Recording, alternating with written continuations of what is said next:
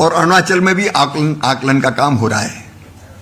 लेकिन असम की सरकार ने भी जो तत्परता दिखाई, जो रिस्पांस था मुख्यमंत्री जी का, पूरी टीम का, उसके कारण कई लोगों की जिंदगी बच पाई, रेस्क्यू भी लोग किए गए उससे।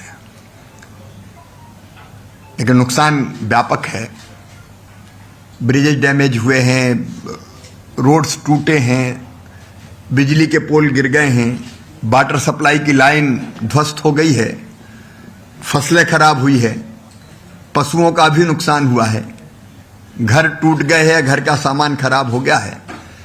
इस पूरी क्षति का आकलन होगा। एक अंतरिम रिपोर्ट हम माननीय प्रधानमंत्री जी को सौंपेंगे जो नुकसान यहाँ हुआ है, और हमारी प्रदेश की सरकार की पूरी टीम भी अभी क्षति का आकलन कर रही है। मुख्यमंत्री जी भी लगातार स्थिति पर नजर रखे हुए हैं।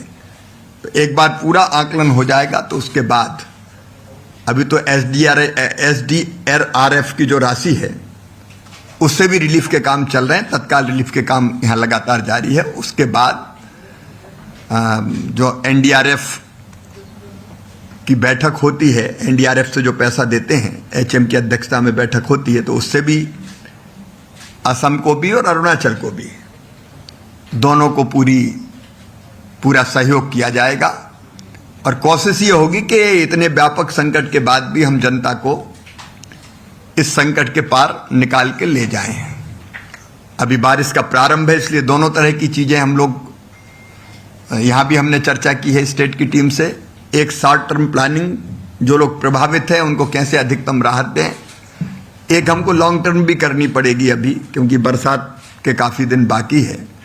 एक बात और मैं इसके साथ जोड़ना चाहता हूं, एल नीनो का भी प्रभाव इस साल पड़ने वाला है।